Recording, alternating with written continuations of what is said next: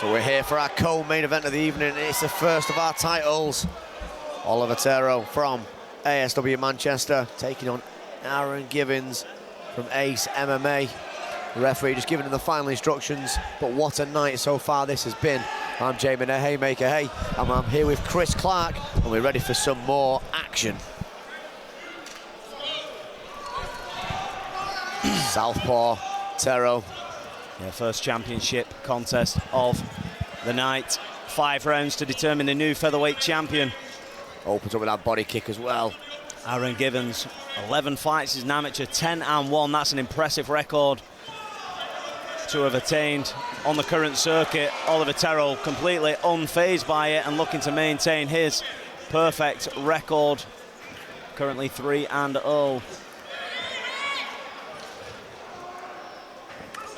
Good catch and a kick and a lovely takedown. Yeah, lovely body kick, but lovely timing. Snap the kick. He's got onto that leg though. He's going to try and open that guard up. He's going to try and climb the guard a little bit, but good, well seen though from Tero. Starts to put that pressure on with the head and arm triangle there. Not going to finish from there, but he's going to put the pressure on. Yeah, and he's right in front of his coach, Cam, from ASW Manchester, an absolute seasoned grappler, one of the very, very best grapplers in the country. Yeah, one of the originals. And he's barking his orders at his man. And I think he's basically just trying to loosen up the, well, it's worked, but I was going to say, I think he's just trying to throw shots to try and loosen the grip of Givens, and he can posture up a little bit, which he is looking to do now. I won't be surprised if we, excuse me, if we saw some shots rain down, but he's looking to pass. Great fight IQ. Yeah, if you look at the there HW he goes guys, with the left hands. He's hunting. With that front headlock there. Say, we're looking for the guillotine, wasn't he? Yeah, you look at like Cam's guys and all of the ASW guys with the heavy top wrestling. It's not just, you know, it's real submission wrestling as well. It's, you know, head into the chest, putting the pressure on, especially when they hit the ground as well. You can see there, he's always head controlling. You know, he'd be like a bowling ball on your chest, that constantly. And he's trying to pressure free, but he's not trying to rush anything. You know, it's very much like similar to the Khabib style of sort of, you know, beating him up as you're sort of climbing that guard. That's it, just out and out maul him. And some good left hands landed by Tero there.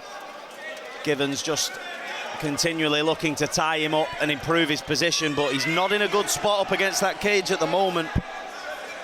No, he's not, but very active guard though from Givens. You know, he looks like he wants to, like you say, the ASW across the board, be it whether you're at the Manchester gym or the Atherton gym or the original, it's going to be a heavy top game, so Givens is going to have to be pretty busy all night off his back, because like you say, these guys, they give you nothing in the grappling department.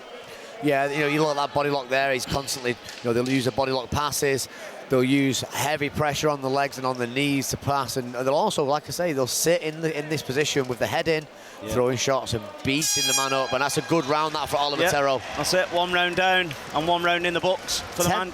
10-1 though is a massive record for an amateur. You know, we don't see, we're starting to see a lot more amateurs go slightly further in the amateur careers, a bit like the boxers do in the amateur ABAs now. We are seeing more of that, aren't we? And that I put something on Facebook many years ago, and I still stand by it.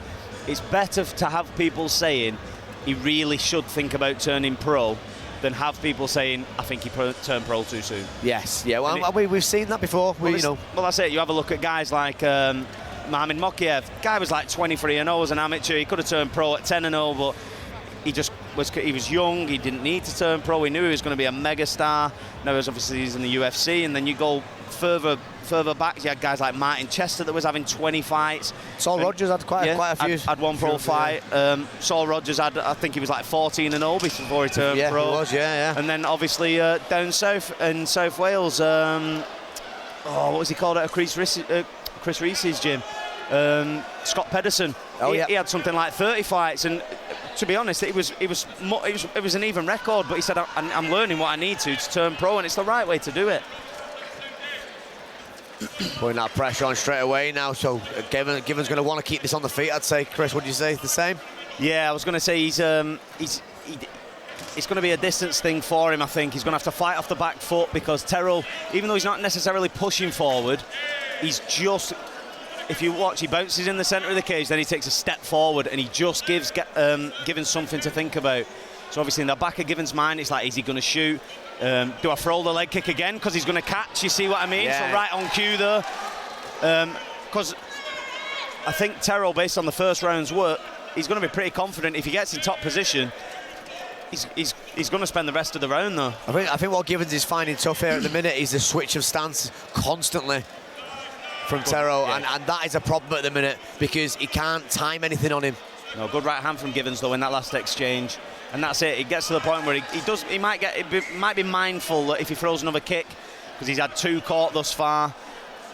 Tero's thrown a lot of feints and jabs and paws out, and he's not landed. So it'd be interesting to see how he adapts here, Aaron. Yeah, he's good chopping low kick from Tero. Good left hand from Givens. He got his timing there, Givens. Okay, so now we've got a bit of a fight. And I think you'll probably see Givens steer away from throwing anything other than a low kick. This way we'll start to see the experience coming from Givens, though. There's a big shot with that right hand. Beautiful right hand. That's what I'm talking about when I say I wouldn't be surprised if it's only the low kicks that he throws. The ones that are, unless he's a very, very quick on the ankle pick, are highly unlikely to get a takedown. But like I say, towards the end of the round, I won't be surprised if we did just see Oliver look to score points, close the distance, put a shot on, try and finish in top position. But both guys showing decent stand-up through round 2 thus far. Lovely chopping low kick. And a switch to that head kick as well. Beautiful switch. Oop, slip. Nearly ended up on his back. That would have been interesting to see. Comes back with the flying kick himself, though. Does Aaron Givens. Good right hand landed by both men. Givens first, then Tero in response. It's a good hand fight now. Seeing both sides looking like they can stand and bang. Chopping low kick from Givens right into the meat of the thigh of Tero. Body kick with a right hand over the top, and that's what you said earlier on in one of the previous fights. You've got to throw something after it. They've dropped the hands to block. Oh, shot from Givens. I was going to say they've dropped the hands to block the kick. It's there to throw something over the top. So Givens almost went for a bit of a sacrifice takedown there and nearly give up the position.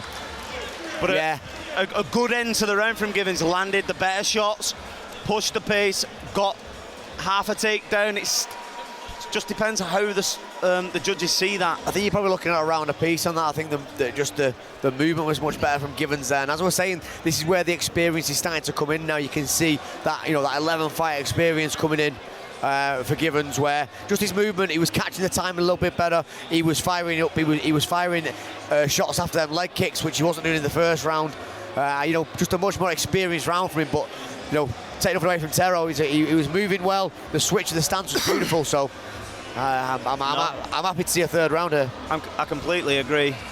I've got it 1 round apiece. Obviously, when you say you're happy to see a third round, don't forget it's a title fight. We've got 5 rounds, so we've got another 9 minutes. That's it. If you're watching at home, all championship contests are 5 3-minute rounds. In this co-main event, Aaron Givens, 10-1, representing Ace MMA in the white shorts. Oliver Tero, ASW Manchester's 3-0 in the black. We are set for round number 3. Both guys look absolutely fine. Really, really both well conditioned. Yeah, both looking fit and ready for this. Wouldn't be surprised to see Givens go for an earlier shoot in this round. Yeah, he looked like he was having some success with that. Like I said, it was more the sacrifice takedown, but obviously a commentator's curse there. Yep, Oliver Tero must have heard that and thought, nope, I'll go first. And looking to get the butterflies back in from Givens with that butterfly sweep now. He's got to try to do that jump pass there. Bit of an odd angle here, but he's recovered half guard, and he actually could take the position if he can get that right arm out. The issue is Tero's body is in the way. Yeah, you get up in a reverse 50-50 from there, though, which you don't want to be in.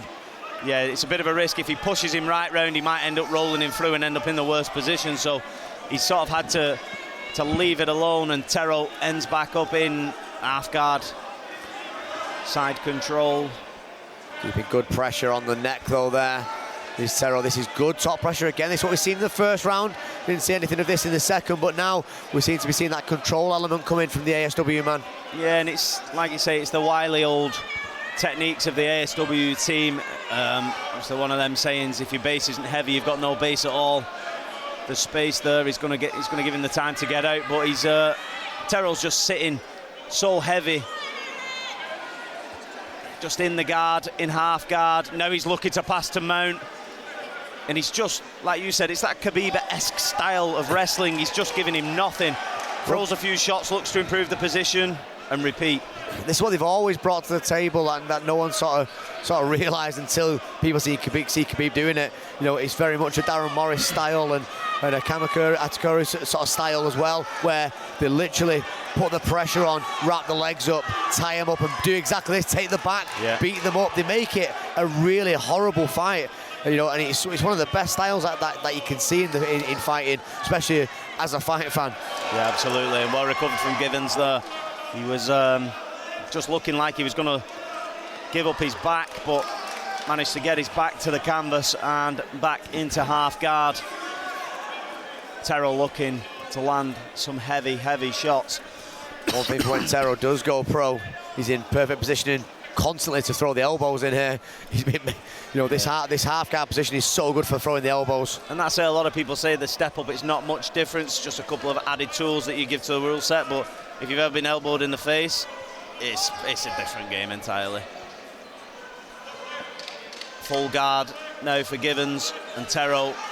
A very, very dominant round 3 as we head into the championship rounds, and this is where you earn your title victories. Don't know if there are a few words said there between them both.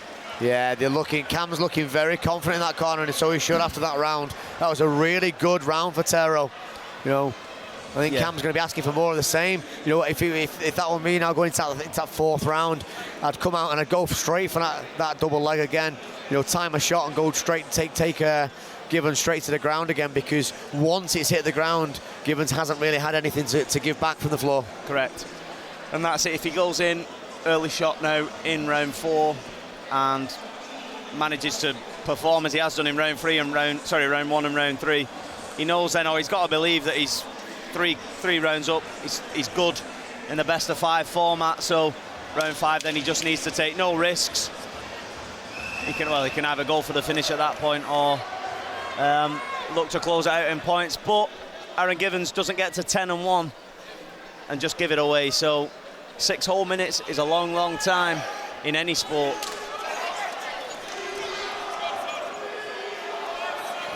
Round number 4.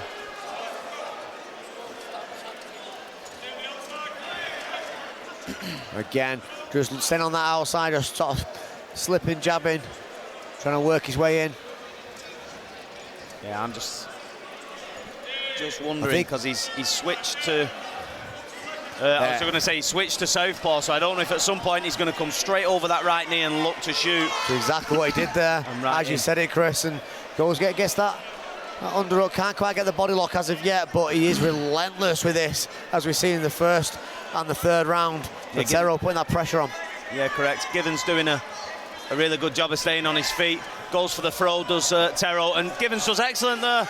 Breaks off and circles out to the centre of the cage.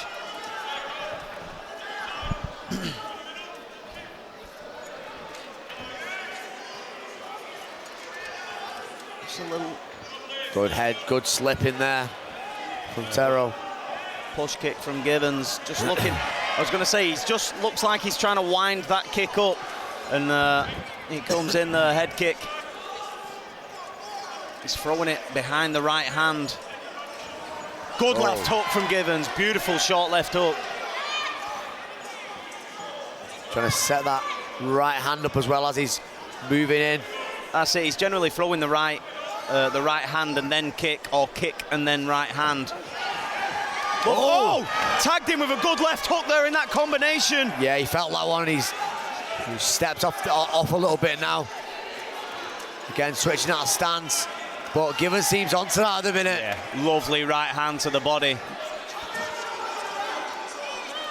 Givens just feeling it a little bit now. Calf kick there as well. He needs to make sure he doesn't leave himself open for the takedown. Like you say, Tero's had his success with his bread and butter in rounds 1 and 3. Givens waving him on to try and get him embroiled in a scrap. Good right hand. Oh, good left hook from Givens. He's starting to really pick the pace up, his Givens, in this round. Oh, lovely jab as well. Stiff jab. He's trying to get into Tero's head. Tero doesn't look overly phased by it at the moment. But like we say, there was some form of words at the end of the round, in round number 3.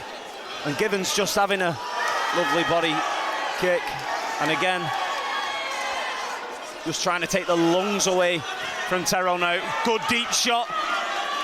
Has the single. Oh, he's gone for a shot. He's gone for the guillotine. He's still on it. Is it now a rear naked choke? I was going to say, we can't see in front of him. He's gone for the arm instead, though. He slips off of that arm. He's got to be careful now. He's going up on his back, but he's got that. Towards the end of the round, Aaron Givens turning it on in round 4. So with what we said after round number 2, words again being said here. So round 3, round 4, I've got it honest even. I've got 2 and 2. I go into that 5th round now. Yeah, I think it's all to play for here. But I mean, wow, big props there to Aaron Givens turning that back on in that 4th round. You know, he seemed to really switch it up a little bit.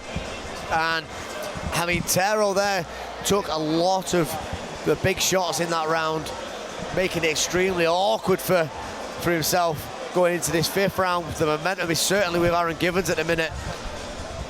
Well, let's see if he can calm himself down in that corner or come out firing, but Aaron Givens looks ready to go again.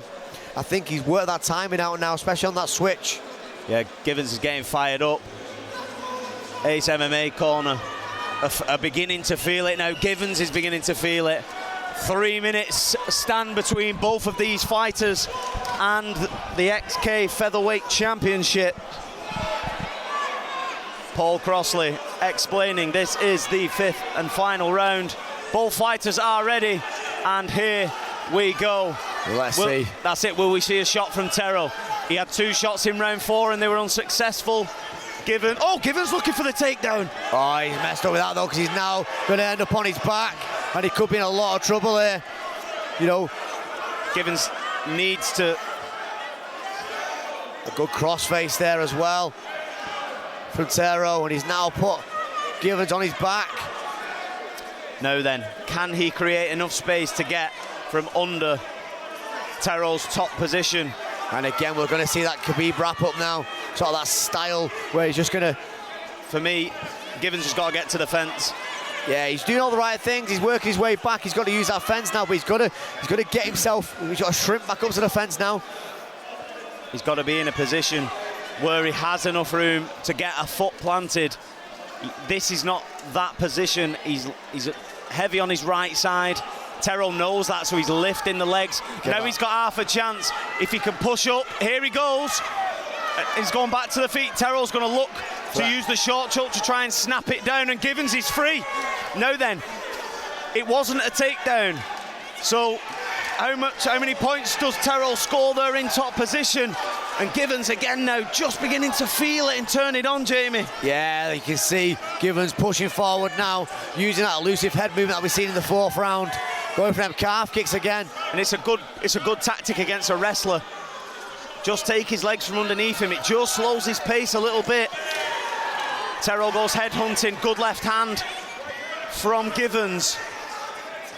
Yeah, it's one of them fights where you're tired just watching it. Oh, that's a good shot, but I'll tell you what, he slept under that and went straight for that double leg takedown again, but he needs to drive himself through. That's a really good heavy sprawl by Aaron Givens. I was going to say Givens can use the fence here, but he needs to underhook, and he needs to underhook very, very quickly.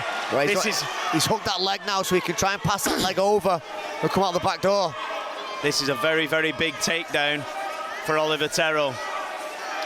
He's going to watch that triangle if he pulls that leg out. Big right hands from Tero as we close in on this 5th and final round. Is he going for a reverse triangle? He's going for that's what I was saying. He's going for that inverted triangle, which he's got now. because he pulled the arm out. It's He locked has got in. it. It's inverted. He's gone for a reverse triangle. This will be an unbelievable finish if he can get it. It's always a lot harder to finish from this position, but it can be done. But when he's kneeling on the head now, I've only seen it once live before. Shade to John O'Mears. Givens in the last 10 seconds, can he get it done? He's hammering away and he's squeezing those legs.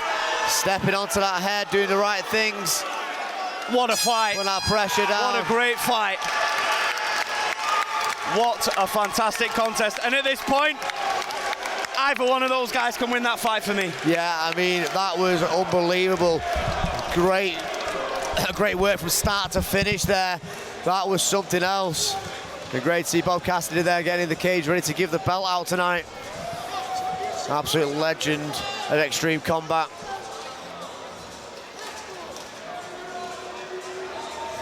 Who will take that win? That was a fantastic fight regardless. No. One for the Xtreme Kombat record books, that one. And we're going to find out, and Chris Clark is going to get the decision and make it absolutely official here.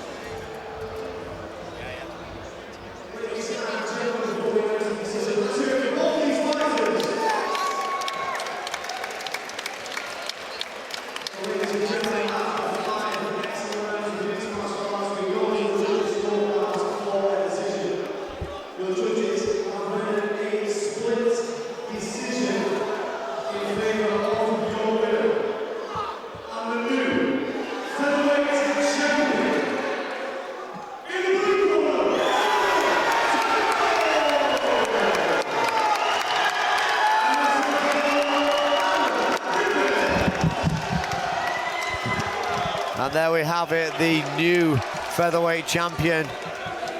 Absolutely deserved as well. I was just talking there, we were saying I had that over on my card as well. I think at 1, 3, and 5 for myself I had for Tero. But great work there and unbelievable work here to become the Xtreme Kombat champion. We'll be right back with the main event of the evening, so stay tuned.